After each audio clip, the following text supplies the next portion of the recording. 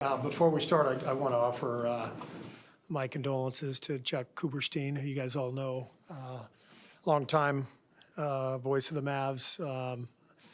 We understand his mom passed away yesterday, and so on behalf of the Warriors, just want to pass along our thoughts and condolences, and hope that the family is holding up well, but we're thinking of you, Chuck. Otto was listed as questionable for tonight, but just how is he doing? Like, where is he at? Otto's out for tonight. Yeah, he's still sore. We got to make the wise decision here. This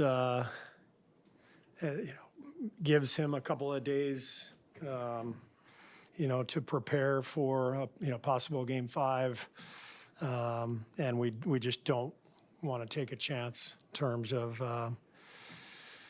harming his future availability. You're obviously undefeated in conference final series in this era, and you've won 9 straight games in this round. Not taking anything for granted what's happened tonight, but is there something about this round that kind of fits this team's mentality? I think with this particular team, and I can't really speak for the past teams, because I think it's different. I think those teams were built differently. But I do think the experience that we've had and our core has had definitely is helping this year. And I said this yesterday, I feel like we've gotten a lot better since Game 1 of the Denver series. And we knew that we were going to have to make improvements because we were playing lineups that literally hadn't played together all year. And I think Andre Iguodala actually said it to the team, before the playoffs even started. So we're going to have to make big strides within the playoffs to get to where we need to go. And I think by and large that's happened. And so I think this team this year has a lot more confidence now than we did, a month ago. And so we've gotten off to a good start in this series, and we got more work to do. Coach, closing out quick would give you time before the finals. Is there any danger of getting stale in that time? I mean, there's a lot of talk about that in baseball. There's danger in thinking about anything beyond tonight's game. That's where the danger lies. So we have to be locked in and focused, just like we were in Game 3 when we got off to a really good start and we set a good tone. We know how dangerous Dallas is, how well they play at home. They're, I think, more likely tonight to make some shots early and get off to a good start. And we need to be prepared. We need to be on edge. Nothing else matters. What do you think the ripple effect of Otto's absence will be on the rotation? Yeah, we'll see. I mean, we could go a number of different directions, and it'll probably depend on how the game is going in terms of who we put out there. Steve, you just mentioned Andre. Even though he's not able to contribute on the court, how much of a factor is he during this playoff run and what he's able to contribute and the advice he gives on the bench? Andre's been just a huge factor. He's basically an assistant coach, but one who has the ear of the players with the respect that comes from having a phenomenal Hall of Fame career and being a finals MVP and Olympic gold medalist and everything else, and a guy who's played against every player on the Mavericks. His wisdom, you can't really quantify. So even with his injury, I just feel like, Andre has been crucial for us. Steve, during games, obviously there's key moments, and then maybe over the course of the series they become micro moments.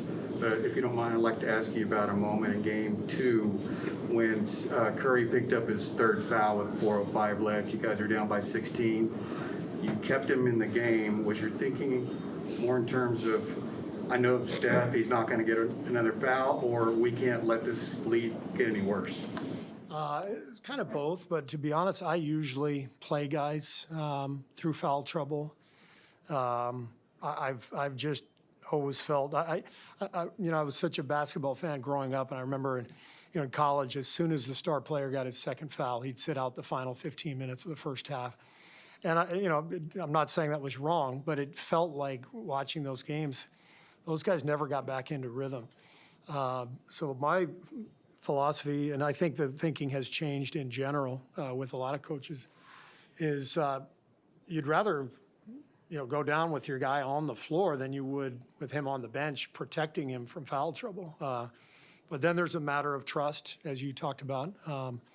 So when I leave a guy out there, it's always, go have the conversation with him. Hey, you've got 3, you can't reach, you got to stay vertical, all that stuff. And I have a lot of trust in Steph and Draymond and Clay to be aware of that. Steve, when you get this deep into the season, this deep into the playoffs, how much would you say the game has changed from schematically to intensity? How different is this point in the season from the regular season? Saying postseason compared to regular season, yeah, it's dramatic. It's the level of preparation isn't even close. Regular season, if we came into Dallas, we'd have a shoot around. We'd go through a quick walk through a couple of their plays. Do some video before the game, personnel clips. It's like an hour of prep, and that's it. And then you fly off to the next city and you do the same thing 81 more times. And playoffs come, and it's hours and hours and hours of preparation. You're looking for every little edge you can get, whether it's schematically, matchup-wise. You go through every scenario as a staff. All you do is prepare for that one team. So it's almost a different sport. And I love what Steve Javie said. I don't know if he said it on the air, but I read the quote. He said, a lot of people think the game is officiated differently in the playoffs. And he said, well, the game is played differently. And I totally agree with that. The game is more physical because, you kind of know what your opponent is doing because you've spent so much time preparing. Everybody's on edge because it's the playoffs. So there's a level of awareness and energy and physicality that just ramps everything up. And then the officials have to navigate that. And to be quite honest, there's fouls that happen all the time in playoff games. And if the refs called every single one of them, the game would never flow. So it makes for a really difficult dynamic for the officials and a much tougher environment for the players, where that's why you see rotations cut down and things tighten up quite a bit. In light of that, the physicality, intensity, I guess, how intentional has it been your approach about the conditioning of your team and being able to kind of outlast other teams? It feels like it's a marker. Conditioning? Yeah, it feels like it's a marker of your team. Is that intentional, or is that just because you have guys who are well conditioned? Well, I think the first thing that comes to mind for me is Steph. I think Steph's in as good shape or better than any player in the league. You think about the number of pick and rolls they're putting him into defensively, and then the number of offensive possessions where he's handling the ball for us. What he does out there for 38 minutes, it's just incredible. He is flying around, but he's spent his whole career building up his body and building up his mind and the ability to withstand all of this activity. The stamina that he's built up is pretty amazing. So Steph's the one who stands out when I think of your question. It is a little bit of a war of attrition when you get to the playoffs. They're playing, two of their guys 42, 43 minutes a night. That's not easy. Not easy on our guys, but we've been able to, for the most part, keep our minutes reasonable, and then Steph continues to amaze me. Wiggs too, with what he's doing guarding Doncic and expending the amount of energy he is and still performing at such a high level. These guys are amazing.